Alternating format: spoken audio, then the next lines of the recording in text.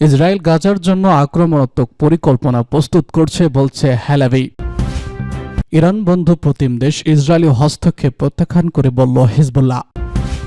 Ukraine ইস্যুতে ইউরোপকে বৃদ্ধাঙ্গুলি দেখালো যুক্তরাষ্ট্র। এবার ট্রাম্পের গাজা প্রস্তাবের বিরুদ্ধে মার্কিন ইহুদিরা। গাজার পাশে এগিয়ে আসছে সৌদি সহ আরব দেশগুলো। ইসরায়েল গাজার জন্য আক্রমণাত্মক পরিকল্পনা প্রস্তুত করছে বলছে হালাভি।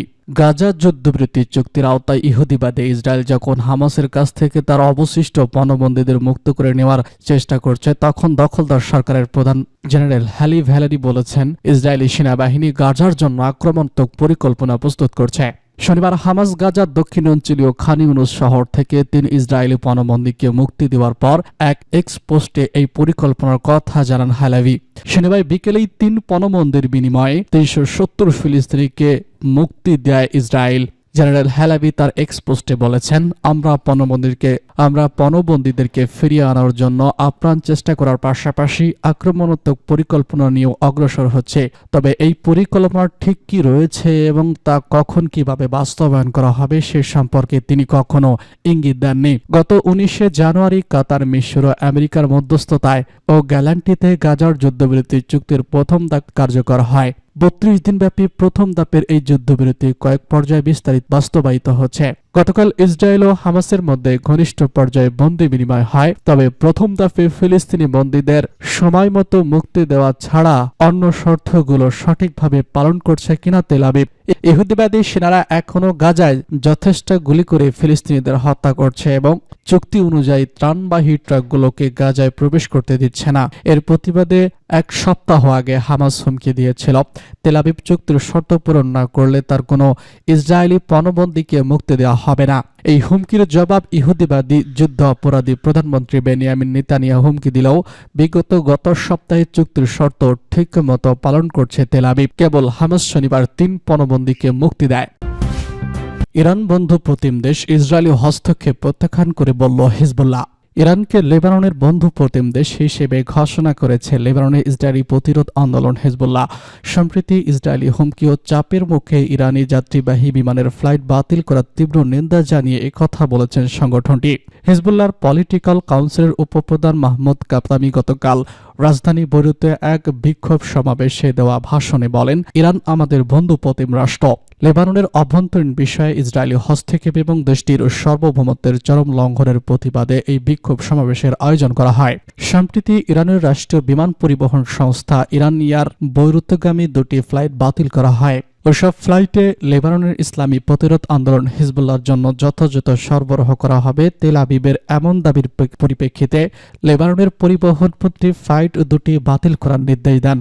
ইরান ও লেবাননের মধ্যে ঐতিহাসিক ও কৌশলগত সম্পর্কের প্রতি ইঙ্গিত করে মাহমুদ কাতামি বলেছেন, ইসলামী প্রজাতন্ত্র ইরান দুঃসময় দিনের বন্ধু হিসেবে কোনো পূর্ব শর্ত আরোপ ছাড়াই লেবাননকে সহযোগিতা করেছে।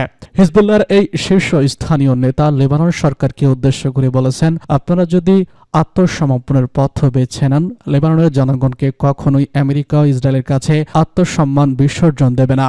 তিনি বলেছেন, আমরা আমেরিকার দখলদারিত্বে থাকতে রাজি নই। আমরা ধৈর্যশীল, তবে আমাদের ধৈর্যের সীমা রয়েছে। তিনি ইরানি ফ্লাইটের উপর নিষেধাজ্ঞা আরোপকে লেবাননের জন্য অবমাননাকর আখ্যায়িত করে বলেছেন, এই ঘটনায় প্রমাণিত হয়েছে বৈরুতের উপর ইসরায়েল ও আমেরিকার নির্দেশ চাপিয়ে দেওয়া হচ্ছে। তিনি বিলম্বে এই পরিস্থিতির অবসান কামনা করেন।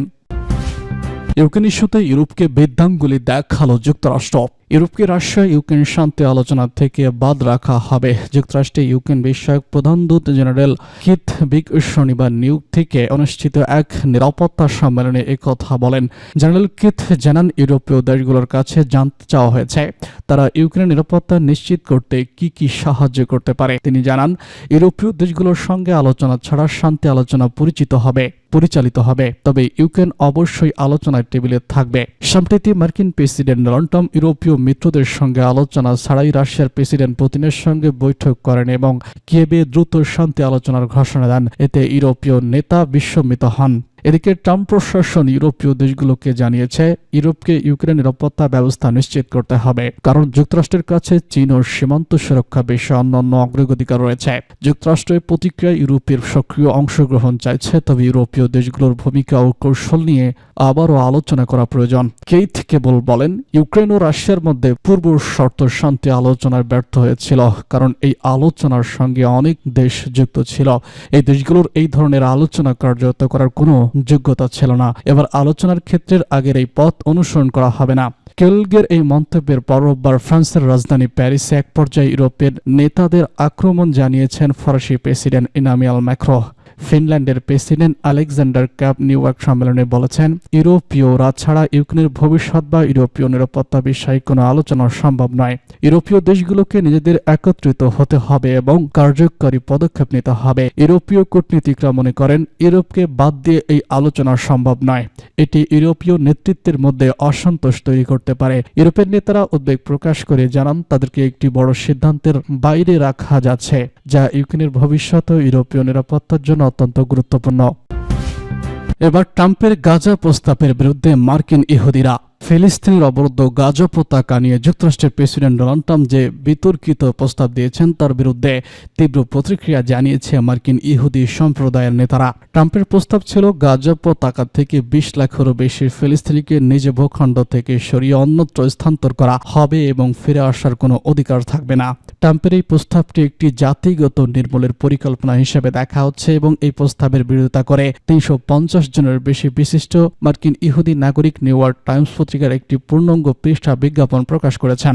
বৃহস্পতিবার গণমাধ্যম দ্য গার্ডিয়ানের এক প্রতিবেদন থেকে তথ্য জানা যায়। প্রতিবেদনে বলা হয়, এই বিজ্ঞাপনটিতে শুধু ধর্মীয় নেতা বা রাব্বি নয়, বরং অনেক ইহুদি সৃজনশীল কর্মী এবং বিশিষ্ট ব্যক্তিরাও স্বাক্ষর করেছেন। তাদের মধ্যে রয়েছেন টনি কুশানার, ইলানা গ্লাসার, হেনিঙ্গ এবং পিয়ানের মতো পরিচিত মুখ। তারা সবাই এই প্রস্তাবের বিরুদ্ধে নিজেদের অবস্থান পরিষ্কার করেছেন। নিউ ইয়র্ক টাইমসের প্রকাশিত বিজ্ঞাপনটিতে লেখা ছিল, ট্রাম্প গাজা থেকে সমস্ত ফিলিস্তিনিদের অপসারণের আহ্বান জানিয়েছেন। ইহুদি জনগণ তীব্রভাবে এই জাতিগত নির্মূল না বলছে। বিজ্ঞাপনটি ছিল স্পষ্ট বার্তা সম্পন্ন, যেখানে বলা হয়েছে যে ফিলিস্তিনের বাস্তুচ্যুত করার যে পরিকল্পনা ইতিহাসের এক অন্ধকার অধ্যায়ের পুনরাবৃত্তি হবে, যা মানবিক এবং নৈতিকভাবে একেবারে অগ্রহণযোগ্য।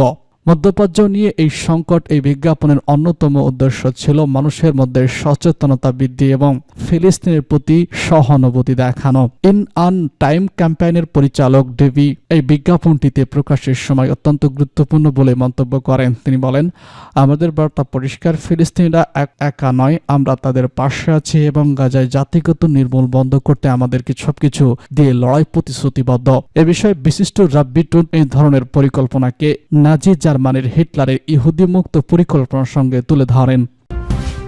গাজার পাশে এগিয়ে আসছে সৌদি সহ আরব দেশগুলো। গাজার ভবিষ্যৎ নির্মাণের নতুন পরিকল্পনা নিয়ে এগোচ্ছে সৌদি আরব। মার্কিন প্রেসিডেন্ট ডোনাল্ড ট্রাম্পের গাজা খালি করার পরিকল্পনার উপযুক্ত জবাব দিতে এ মাসে রিয়াদে একটি গুরুত্বপূর্ণ বৈঠক করতে যাচ্ছে সৌদি আরব। মিশর, জর্ডান, সংযুক্ত আরব আমিরাতের মতো আরব দেশগুলো উপত্যকাটিতে পুনর্গঠনে এগিয়ে আসতে চাইছে তারা। 5টি গণমাধ্যম সূত্রে এপিকে জানিয়েছে, বৈঠকে ফিলিস্তিন নিয়ে খসড়া নানা প্রস্তাব আলোচনা হতে পারে।